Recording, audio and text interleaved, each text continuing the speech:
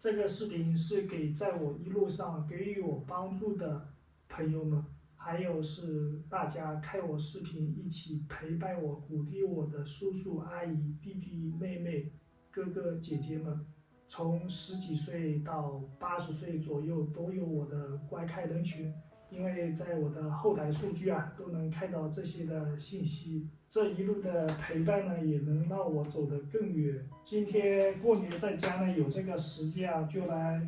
总结一下吧，在路上帮助我过的人。很多人还有问是我从哪里出发，打算去哪里。我原来打算呢是怀化骑行一圈，从浙江老家出发，经过了福建、广东、海南、广西、西藏、新疆、内蒙古、东北、辽宁、山东、福建，不是福建，是江苏，然后回到浙江宁波。我现在呢，目前是在浙江宁波，因为已经好多年没有回家了，所以暂时把自行车寄存在新疆哈密回到了家乡过年，明年呢再回去我的怀化之路。好吧，今天就来聊聊在路上帮助我过的人吧。在我的印象当中，一开始我出来骑着我300块钱买的山地永久自行车，从我的老家徐霞客大道出发，沿着浙江的山路然后进入福建，然后再进入广东。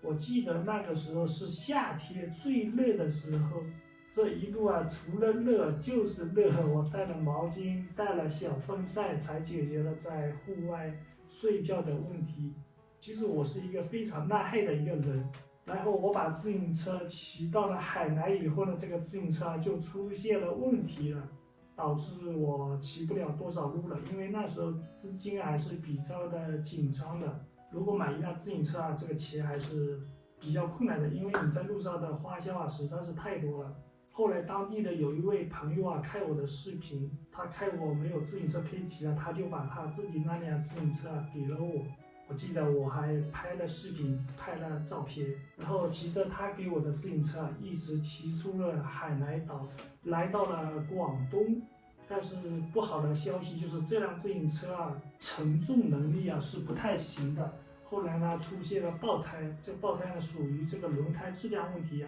后来我再加思索，打算是在网上买一辆新的自行车的，但是收到货以后发现这辆自行车1000多块钱买的质量实在是不行后来我又把这辆自行车给退了，质量真的是不抗造了。后来又有一位东北的阿姨联系我了，她说她那里有一辆山地自行车我又跑到山东阿姨那里去取自行车。那位阿姨当时是在广西的北海，但是非常的可惜我没有拍记录视频当我收到那辆山地自行车的时候那辆自行车锈迹斑斑惨不忍睹好在那辆自行车的质量还是相当的不错的，因为北海是一个沿海城市自行车放着不齐很容易坏锈迹斑斑的。后来我自己呢上了点油，把自行车打理一下，然后骑上去感觉还行，就是这辆自行车稍微有点小，因为我的个子是1.78米，腿比较长，自行车呢相对来说比较小但是骑久了习惯了，我也感觉这辆自行车也挺好的，质量其实也相当的不错。那么这辆自行车呢一直骑到了西藏，我觉得这辆自行车还是可以的，比较抗造的。也非常的谢谢这位东北的阿姨。后来呢，我就慢慢的进入了广西云南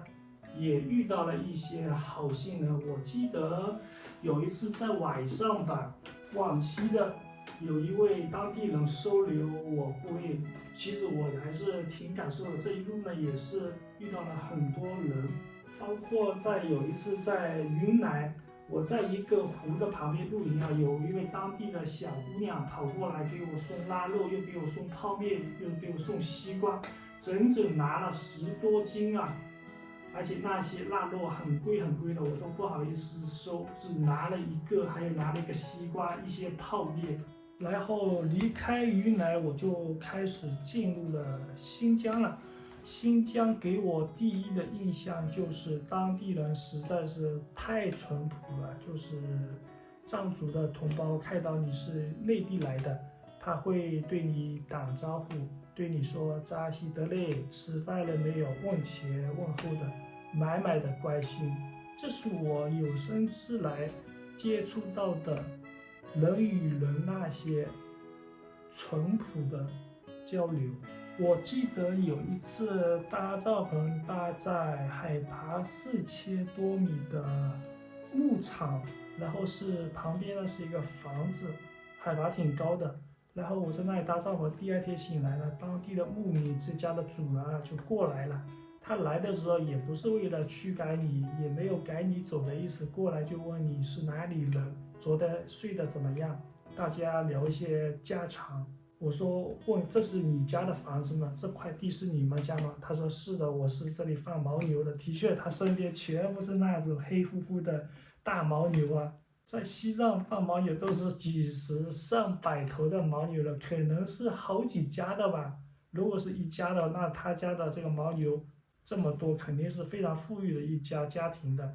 当他走的时候，他还会对你说一句扎西德勒，寓意就是祝福的意思。我呢就是对着他傻笑傻笑的，也会回他一句扎西德勒。还有呢，在西藏很多会遇到当地的藏族同胞，看你风餐露宿的，也会请你吃饭。我上次记得有一次，好像是在云南和西藏交界的地方吧，我在一个河边露营，是他家企业种虫草、挖松茸的厂房里面，看我一个人在那边做饭，老板不断的叫我去他那里去吃饭，而且他们有很多的工人都在一起吃那种烧烤，味道也非常的好。我记得那时候当我临走的时候，那位老板还说，如果你骑自行车骑不到西藏了，你可以回来找我，我这里也有吃的，也有工作。如果大家感兴趣了，可以去看一下我之前的视频，这个视频是有记录的。这种感觉就是有一种说不出来的感受吧，就是大家都是陌生人，第一次见面，他能对你说出这样的话，我还是非常的内心开心，以前从未有这种感觉。我记得还有在骑行在西藏的路上，会遇到一些内地前往西藏旅游的。之前他们也看我的视频，我记得是在一个森林防火的一个小屋子里面搭帐篷我正好出去打水了，然后就遇到他们了，他一眼就把我认出来了，叫我刘委员是你吗？然后他下车急急忙忙的跑过来，那种感觉就像是非常亲切的一位长辈向你跑来跟你打招呼。我记得还送给我了一些非常好吃的巧克力豆，还有是非常好吃的腊肠。我记得那位阿姨我非常清楚，是北京的一位阿姨。当然在和她一起的还有她的先生和她一起来西藏旅游的。在路上这些点点滴滴都是非常的感动的。还有在西藏的工地上面会遇到一些内地的来到西藏的建设者工作人员，在工地上面，他们有时候也会收留我，因为我要选择一个安全可靠的露营地嘛。他往往看到我是一个内地的骑自行车的，也会收留我，而且和我聊一些家长里短的，在骑行路上发生的一些事情在他们眼里是不可思议的，都是从内地跑到西藏的，格外的亲切。说了这么多了，先喝口水，让我先压压惊，让我回忆一下这几年走过的路发生的事。缺水会导致记忆不好，我这个人记忆就是太差了，有些说忘的也希望大家多多的包涵。然后呢，就慢慢的进入新疆了。一开始新疆还是挺顺利的，进入新疆给我的第一感觉就是热，特别是那喀什那段路，白天热也就算了，就算是凌晨2、3点钟那个风吹过来就像是蒸桑拿一样的，搭帐篷搭在野外简直就是受罪的啊！但是我有一个优点，就是我这个人不怕热，我怕冷，所以就这一路夏天就这样走过来了。但是走到后来，就是由于一些不可抗的因素啊，就暂时的离开了新疆，进入了甘肃。在甘肃呢，也是对我个人来说是一个小礼物啊。为什么说是一个小礼物呢？之前我是没有打算来甘肃待这么久的，但是我觉得也是一个意外的惊喜吧，看遍了甘肃的风土人情和美丽的风景，河西走廊、祁连山遇到的好心人，包括收留我的过夜的甘肃人民。我记得有一次在那个甘肃和青海交界的地方，那里是一个检查站嘛，在那里搭帐篷过了一夜，还有当地甘肃的看我视频的，给我送吃的、送喝的，不管怎么样，他们也是非常喜欢看我视频的，看我来到了甘肃了，啊，送瓶水、送瓶吃的，不管你接不接受，他们心意到了，啊，也喜欢拍一张照片。我也非常的荣幸啊，能给大家合照。其实我以前是一个不喜欢合照的，但是拍视频以后嘛，也就习惯了。其实人生啊，就是这种不可预测，就是我挺喜欢这种没有细节的规划，遇到困难就解决它。如果旅行的路上一路太平顺了，我觉得太没有意思了。但是我大致的规划还是有的，但是细节这方面就是随遇而安，遇到困难呢就解决它。规划的太细了，我觉得不太适合我，我也不太喜欢这种规划好的这种路线。比如说今天几点出发，明天几点出发，然后到了哪里搭帐篷睡觉，或者说找露营地，或者说住旅店，都规划好了，我觉得没有惊喜。可能每个人对自己的生活规划是不一样的吧。我这种就是喜欢没有规划的，就想找惊喜，就想找刺激，活在惊喜当中才是最快乐的，也是不会厌倦的。我为什么在这个路上不会厌倦嘛？就是新鲜感嘛。你没有这个新鲜感，你就会离开这个地方去下一个地方，寻找新的新鲜感。我觉得就是这么理解的。然后呢，我就又回到了新疆的哈密。这一路走来呢，有开心，有困难。以前只有在电视当中可以看到那些人烟稀少的地方，但是呢，自己亲身体会走了一遍了。当我老了，我也可以回味一下，挺好的。在这一路上呢，帮助我的人啊，实在是太多太多了。可能就是一瓶水，可能就是一顿饭，可能就是收留我一个晚上在帐篷里面，可能是在一个简易的木板房里面躲避风沙。我觉得这些都是对我非常非常宝贵的一次经历。当然了，在这一路上面还有很多很多帮助我过的人，可能我还没有提到，也请大家多多的包涵。还有这一路走来喜欢看我视频的叔叔、阿姨、弟弟、妹妹、哥哥、姐姐们，在评论区鼓励我、给我点赞、转发的朋友们，能让我的视频啊，让更多的人看到，让我呢能赚到平台更多的费用，能让我走得更远，吃得更好。非常的感谢大家。有时候打开视频的评论啊，都能看到大家的满满的关心和提一些建议啊，我真的也是挺感动的。可能我没有把所有的评论都看过，但是我也是在自己有限的时间能看更多的评论，更多的还是拍视频和剪辑视频为主吧。我觉得拍更多的视频啊，才能回报大家吧。我发现我自己也挺能说的哦，挺能说的。我以前也没发现自己这么能说吧，也许就是自己的亲身经历和一些自己心里想说的话吧。